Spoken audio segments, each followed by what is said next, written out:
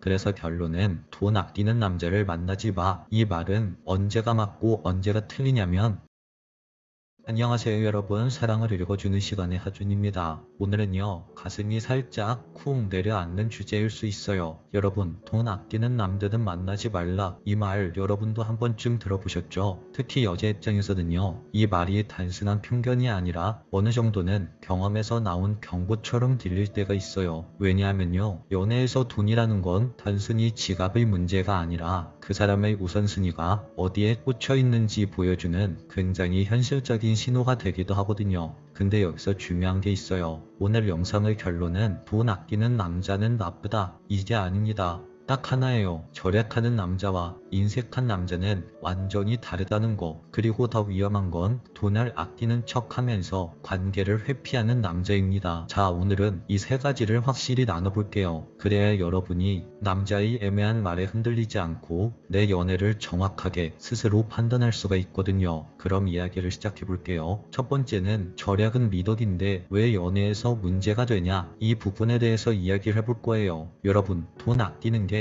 왜 나쁩니까? 세상에 돈 아끼는 사람이 나쁜 사람이면 대부분 다 나쁜 사람이 되죠. 근데요, 연애에서 문제가 되는 순간은 바로 이런 때예요. 아낀다가 삶의 방식이 아니라 상대를 대하는 태도로 튀어나오는 순간, 바로 이 순간이죠. 예를 들어 볼게요. 평소의 행동이 검소한 남자예요. 커피도 집에서 내려 마시고 입는 옷도 딱 정해져 있어요. 깔끔하게 돌려 입죠. 택시도 웬만하면 안 타요. 이건요, 그 사람의 삶의 방식이에요. 일종의 생활 철학입니다. 그런데 연애에서 문제가 되는 건 바로 이런 장면이죠. 데이트가 다가오면 돈 쓸 생각에 표정이 굳어지고 오늘 뭐 할까가 아니라 오늘은 얼마나 쓰지? 이 생각이 먼저 나오고 둘이 무언가를 즐기기보단 지출을 피하는 기술만 늘어나고 그리고 결정적으로 나를 기쁘게 하려는 마음이 안 보여요. 바로 여기서 여자분들은 확실히 느끼게 됩니다. 이 사람이 아끼는 건 돈이 아니라 나에 대한 마음인가? 이렇게 말이죠. 이 느낌이 한번 들어오면요, 그때부터 연애는 사랑이 아니라 증명 싸움이 되기 쉽습니다. 그리고 두 번째로 이야기해드리고 싶은 건 진짜로 위험한 건 돈을 아끼는 남자가 아니라 나에게만 아끼는 남자예요. 이건 굉장히 명확합니다. 본인 취미에는 매월 돈을 잘 쓰고 친구들 만나면 야, 이번엔 내가 살게 하면서 한 번씩 계산하고 자기가 필요한 건 바로바로 사기도 합니다. 그런데요, 나와의 데이트만 오면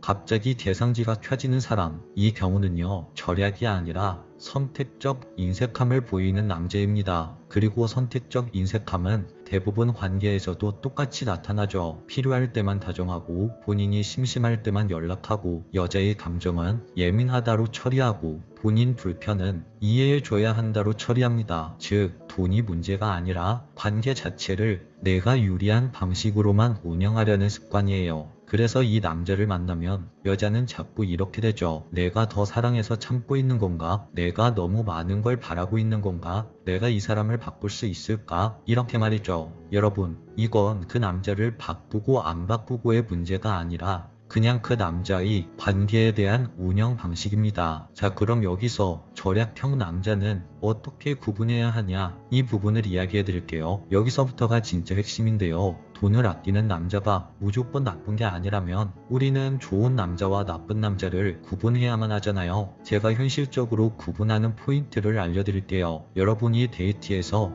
바로 체크할 수 있는 겁니다. 첫 번째, 돈이 아니라 그 남자의 태도가 따뜻한가? 절약형 남자는요, 큰 돈을 쓰지 않아도 표정과 말이 따뜻합니다. 비싼데 가자 라는 말 대신 너 좋아하는 거 먹자 라고 말하고 내가 다 낼게 라는 말 대신 오늘은 내가 사줄게, 다음에는 너가 사줘, 이렇게 말합니다. 핵심은요, 돈의 액수가 아니라 여자를 배려하는 방식이 있는지예요. 두 번째, 아끼면서도 부끄럽지 않게 아끼는가? 인색한 사람은요, 아낄 때 꼭 상대방을 불편하게 만들어요. 그거 꼭 해야 돼? 그거 돈 아깝지 않아? 난 그런 거 이해가 안 돼. 이런 말들은요, 돈을 아끼는 말처럼 들리지만 사실은 상대방을 깎아내리는 말입니다. 절약형 남자는요, 이런 말을 잃지 않아죠. 그거 좋지. 그런데 우리 이번에는 이렇게 한번 해보는 거 어때? 이런 식으로 다정하게 제안하죠. 똑같이 절약을 하더라도 상대를 존중하는 방식이 달라집니다. 세 번째, 돈을 쓰는 순간에 기분 좋은 마음이 있는지. 여러분, 이건 진짠데요. 돈을 쓰는 사람도 잔소리하면서 쓰면 그건 선물이 아니라 통제가 됩니다. 반대로 돈을 많이 쓰지 않아도 기분 좋게 쓰는 사람은 그 자체가 사랑과 배려로 느껴지죠. 그래서 여러분이 봐야 할 건 얼마를 쓰느냐보다 쓸 때 기분이 어떤 사람이냐, 바로 이 부분에 집중을 해야 합니다. 네 번째, 그럼 다음으로 이런 절약형 남자는 어떤 여자를 좋아하냐? 이 질문이 나올 수 있는데요. 남자들 입장에서도요, 현실적인 감정이 있습니다. 남자가 좋은 여자라고 느끼는 순간은 상대가 돈을 안 쓰게 해줘서가 아니라 내가 쓰는 마음을 가볍게 만들어주는 여자를 만났을 때예요. 예를 들어서 남자가 오늘 밥은 내가 살게 라고 했을 때 여자가 이렇게 말합니다. 고마워요. 그럼 다음에는 제가 커피 살게요. 혹은 아직 월급날까지 시간이 좀 남았으니까 오늘은 간단하게 분식 먹어요. 이런 식으로 말하죠. 여자의 이 한마디가요, 남자 입장에서는 크게 울림을 줍니다. 아, 이 여자는 내가 뭘 해줄 때 당연하게 받는 사람이 아니구나. 내 마음을 소중히 여기는 여자구나. 이렇게 말이죠. 중요한 건요, 여자가 돈을 내느냐 마느냐가 아니라 받는 태도가 관계를 바꿀 수 있다는 겁니다. 이건 여자분들도 똑같죠. 내가 정성을 들였을 때 상대가 당연하게 받으면 사랑이 식는 게 너무 빠르다는 거 말이죠. 그래서 결론은 돈 아끼는 남자를 만나지 마. 이 말은 언제가 맞고 언제가 틀리냐면, 첫 번째, 여유가 있는데도 나에게만 아끼는 사람. 두 번째, 아끼는 걸 핑계로